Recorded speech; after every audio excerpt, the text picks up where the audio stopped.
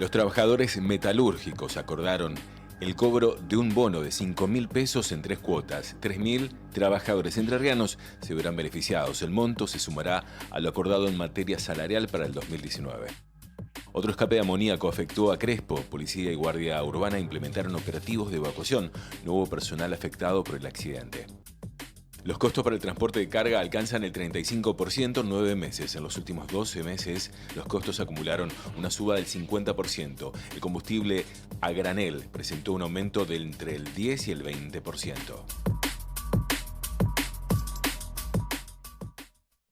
Tras las elecciones primarias, el Gobierno Nacional, para responder ante los reclamos de la sociedad, decidió reducir el IVA, pero tomando fondos coparticipables de las provincias. Y a partir de allí, obviamente, que comenzó un reclamo porque recortaba mucho los fondos provinciales para poder seguir funcionando. Entre ellos, la provincia de Entre Ríos encabezó este reclamo y hubo un fallo favorable de la Corte Suprema. Pero ahora es la evaluación de cómo se devuelve ese dinero que quedó retenido por parte de Nación. Estamos con Hugo Balay, ministro de Economía, a quien obviamente agradecemos.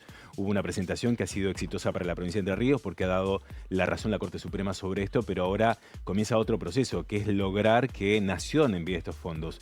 Buenas noches, ¿cómo le va? Buenas noches a todos televidentes y bueno, el agradecido soy yo del espacio para poder comentar o explicar estos hechos que venimos acompañados por la fiscal de Estado en representación de la provincia de Entre Ríos. Hubo varias reuniones para tratar de determinar cómo Nación devuelve ese dinero a las provincias. ¿Algo difícil de identificar o cuantificar? Sí, lo primero es lo que vos mencionabas respecto a la sentencia ya firme de la Corte Suprema, que estableció que el gobierno sostenga las medidas, la disminución del IVA, las modificaciones en ganancia, pero que el costo fiscal de la medida sea absorbido con fondos de Nación sin afectar la coparticipación de las provincias. En este caso tomó el caso de Entre Ríos como ejemplo, pero en realidad son 15 las provincias que presentaron ante la Corte.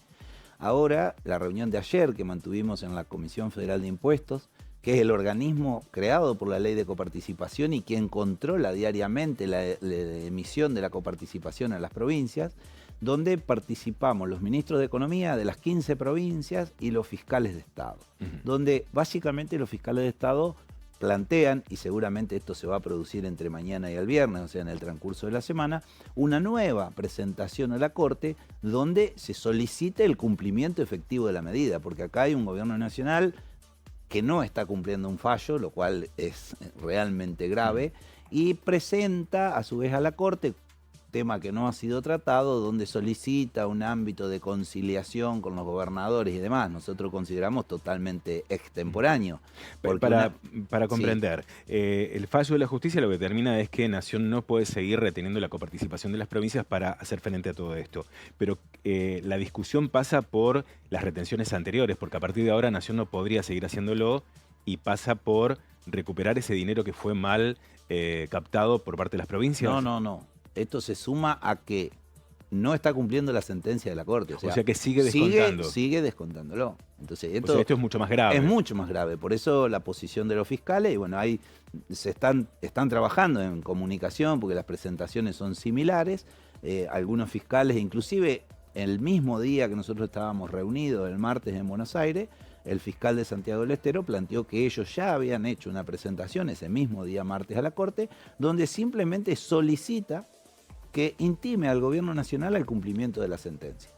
Bueno, ahí se discutió y se habló y seguramente los términos en general que se van a presentar, obviamente primero es intimar al gobierno nacional a que cumpla, pero después también aparece la figura de poner en cabeza de la AFIP, que es quien tiene los elementos para determinar exactamente cuál es la incidencia de las medidas, para que determine y proponer a la Comisión Federal de Impuestos para que de alguna manera controle esta distribución. Esta comisión estableció incluso que los valores que están reclamando las provincias serían aún mayor de la evaluación que habían hecho las mismas provincias. No, en realidad la evaluación que nosotros hicimos en su momento, cuando recién se anunciaron, coinciden con la Comisión Federal de Impuestos. Lo que apareció ayer en plena reunión es un informe de presupuesto de la Cámara de Diputados de la Nación, donde hace toda la referencia a la recaudación y los gastos del mes de agosto, acumulados al mes de agosto.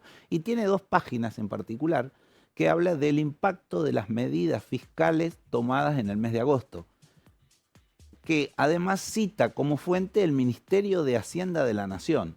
Y los valores así expresados, que también los fiscales están analizando si no utilizar esto, son superiores inclusive a lo que nosotros habíamos planteado en el caso de la provincia de Entre Ríos y se refleja en todas las provincias porque los valores globales. ¿De cuánto era el reclamo o el monto para La Entre Ríos? estimación nuestra, desde las medidas hasta el 31 de diciembre, era de 1.650 millones de pesos, que obviamente esto obedece a las modificaciones de impuestos a las ganancias y el IVA básicamente. Se vuelve entonces a la Corte Suprema para reclamar que se intime a Nación para pagar. Me quedo también con la provincia de Entre Ríos, que tiene que seguir haciendo frente a muchas erogaciones porque Nación también se apartó de brindar fondos a programas nacionales que antes llegaban y que la provincia lo ha asumido. En un contexto además de reducción de coparticipación, los números deben ser sumamente complejos por estas horas. O sea, por esto también la celeridad y la necesidad de reclamar ante la Corte Suprema. Sí, sí, por supuesto. En realidad esto lo expresó el propio gobernador Bordet en la reunión de gabinete. Bueno, yo no asistí porque estábamos viajando a Buenos Aires, pero en definitiva la prioridad o lo que él ha priorizado es atender, sí, salud y políticas alimentarias, que son aquellas que hoy hay cada vez mayor demanda y que el gobierno nacional ha dejado de atender directamente, y obviamente el cumplimiento de las obligaciones corrientes, básicamente salarios y jubilaciones, es una prioridad del gobernador. Y para esto trabajamos día a día, porque la verdad que no hay otra alternativa, y por supuesto muy firmes en este reclamo de los derechos que nos corresponden, ¿no? Ministro Bobalay, muchas gracias por su presencia en Telenoche. No, por favor, el agradecido soy yo. Y sucedió en Gualeguaychú. Un policía logró salvarle la vida a una joven de 20 años cuando la trasladaban en el patrullero hacia el hospital. Le practicó las técnicas de RCP y los médicos indicaron que se salvó justamente porque llegó con signos vitales. Íbamos circulando por calle acá, Boulevard Montana y Nogoyá, cuando escuchamos que el móvil 646, comisaría tercera, estaba ingresando al asentamiento de viviendas precarias en Misión y Clavarino, la dirección. Más comúnmente llamaba la tablita del asentamiento. Escuchamos que había en el lugar una chica descompensada, a lo cual le digo al chofer que vamos al lugar a colaborar con estos funcionarios.